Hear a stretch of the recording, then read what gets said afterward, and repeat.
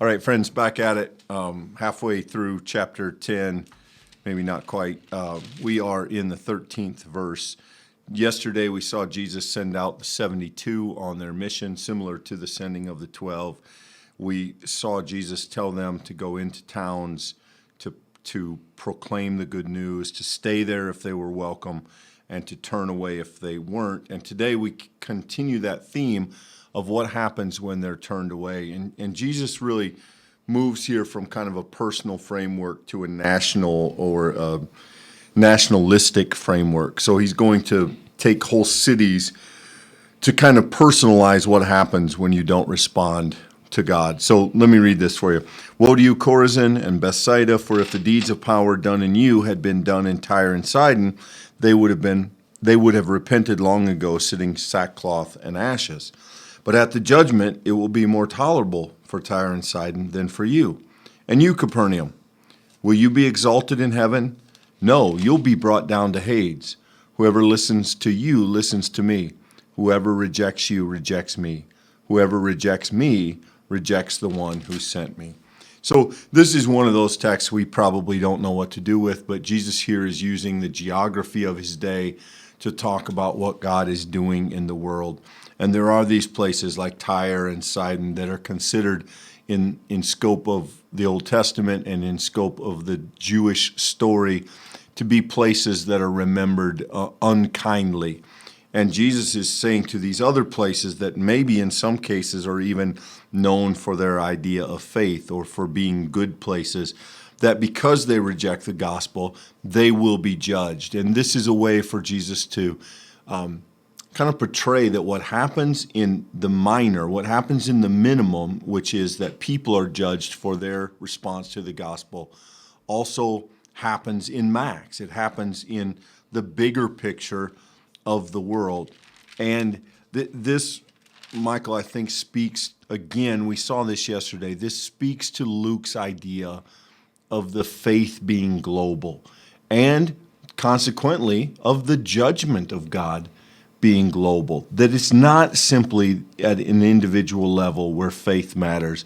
This is important for the world and for nations of the world and for the people of those nations. And I think Luke it's not the most comfortable and maybe it's not the clearest, but I think Luke gives us the most dramatic picture of how it is that he understands that big picture throughout the world. And clearly Jesus is speaking to these cities about the acceptance of his lordship, but I don't think it's a mistake that this is sandwiched between stories about the 70 being sent out and then the 70 coming back, because Luke is making it clear that the missionary voices being brought to bear in this are those who are following Jesus. They're these people who, if you remember yesterday, they went out and the idea was you stay at the home of someone in that town, and from there you share the good news. You trust God, you step out in faith, you don't bring a lot of resources, you don't bring a lot of ways of protecting yourself. The idea is that when you go out to witness, you trust that God's going to lead you. And here we find out that there's substantial ramifications, even expectations, that while the gospel will spread, it will also be rejected, and both are to be recognized, both are to be expected. And I think, Clint, that the danger and the temptation of texts like this, especially as we study the Bible, is to pick a group of modern people or a tribe or whatever from our vantage, to identify that directly with one of these and to say, woe to you, my enemy. And very clearly here, Jesus is not putting this in context with these 70 going out and saying your job is to bring judgment on others. It's very clearly that judgment is brought on yourself when you hear the gospel and you don't respond. There is a substantial problem. Don't get me wrong. It's a very bad thing. Woe to you who hears the gospel and rejects it. But that's clearly not put upon the 70 who are doing the witnessing. And I think that sometimes we get texts like this backwards because we identify the wrong people with the wrong characters. Yeah, and Michael, this passage finishes here with these great words. Whoever listens to you listens to me, rejects you rejects me. We're about to see that there is another almost an equating of Jesus' power with the disciples' power. And on the one hand, I think that is a powerful message, right? Well, let me read it, and then we'll get into that. The 70 returned with joy and said, Lord, in your name, even the demons submit to us. And he said to them, I watched Satan fall from heaven like a flash of lightning. I've given you authority to tread on snakes and scorpions and over all the power of the enemy, and nothing will hurt you. Nevertheless, do not rejoice at this, that the spirits submit to you, but rejoice that your names are written in heaven.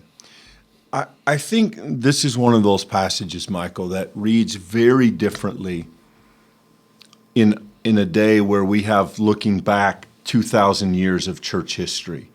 When we look back and we see the church that has abused its power at times, when we see the church of the Middle Ages neglecting the poor, when we see the church of the modern era neglecting those in need, when we've seen people take these words literally and get stung by scorpions and bitten by snakes, I think there's a sense in which we don't know what to do with these words, because we understand very clearly and very poignantly that the power and the motivation and the purity of Christ is not equal in the church.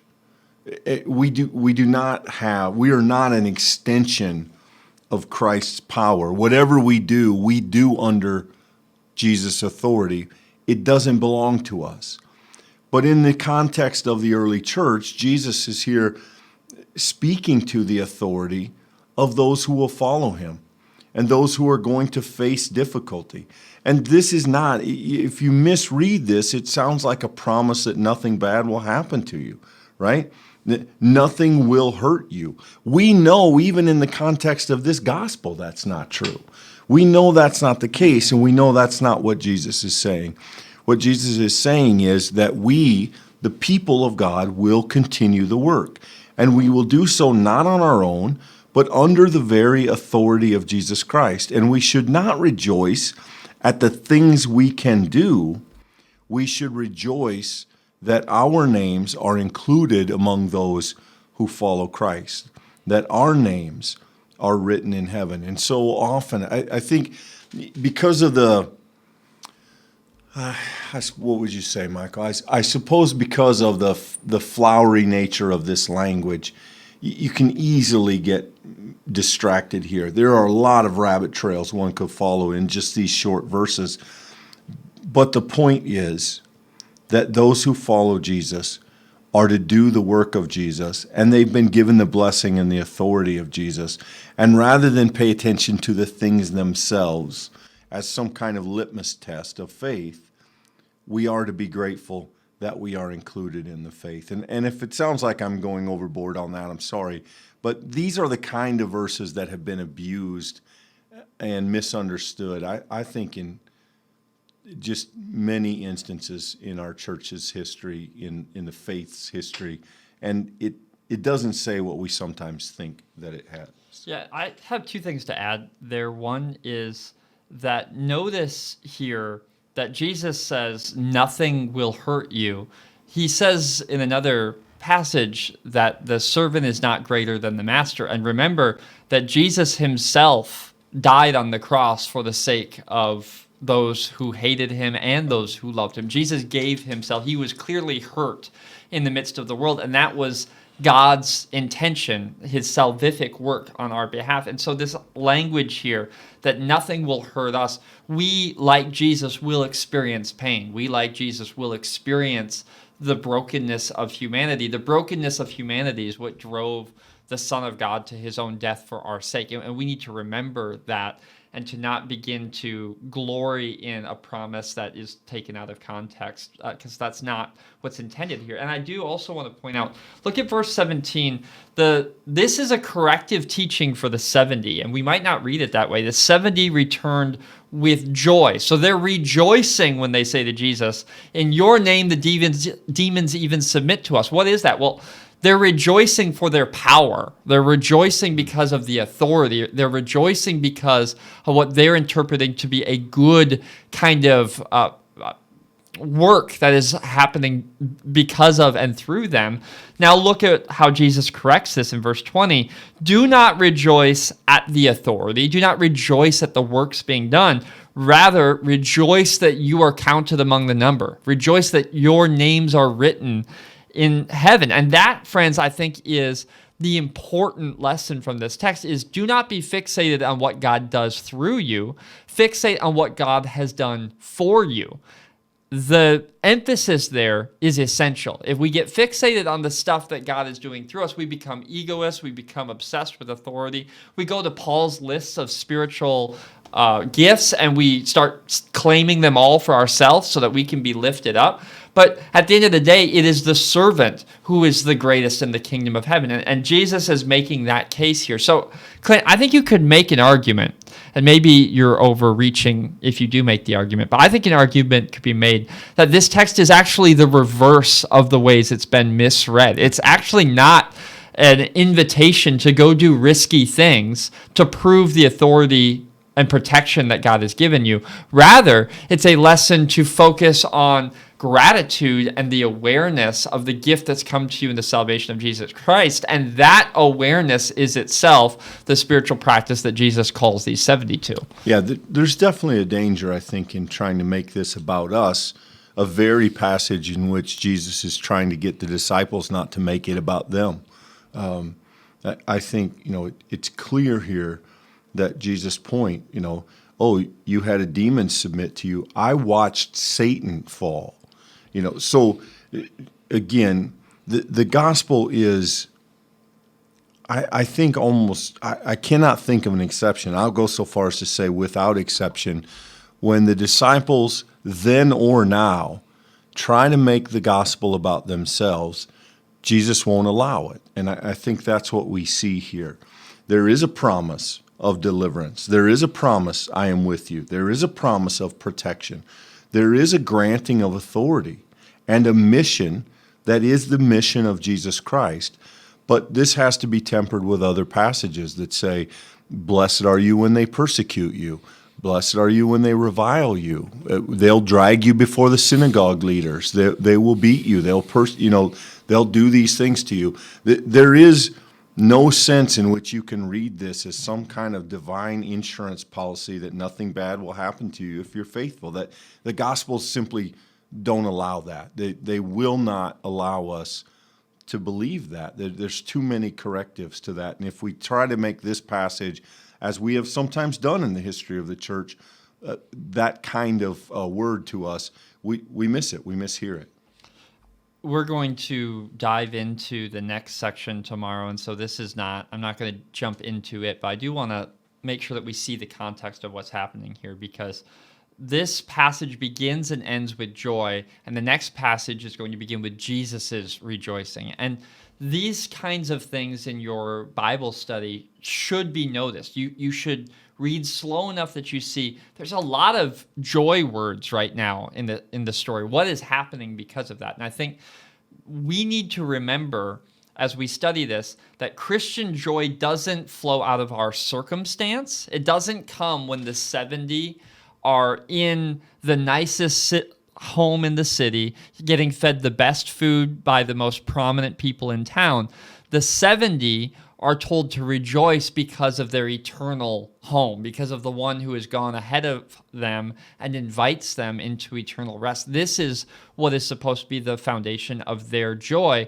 And as we turn to tomorrow, we're going to discover that Jesus himself, he rejoices in the Spirit. He thanks God for the work in his life. And we know, because Luke is going to lay out this path ahead of us, that Jesus is already on the path towards the cross, that this is not going to be an accidental endeavor for him. He's not going to just by happenstance get caught up with the Roman guards and with Pilate, that Jesus is on this journey, the salvific journey, and we still see him rejoicing in the midst of it. And I think that maybe for us today, there is a simple lesson in that, Clint. Maybe the lesson is, regardless of our circumstance, to be open to God's work in our life, the Spirit's move in our life. And if we are open to that, we too may find places to rejoice, even in some of those dark and difficult seasons. Yeah, this is in some ways an interesting chapter in Luke because half of it is kind of difficult stuff that is tough to make sense of,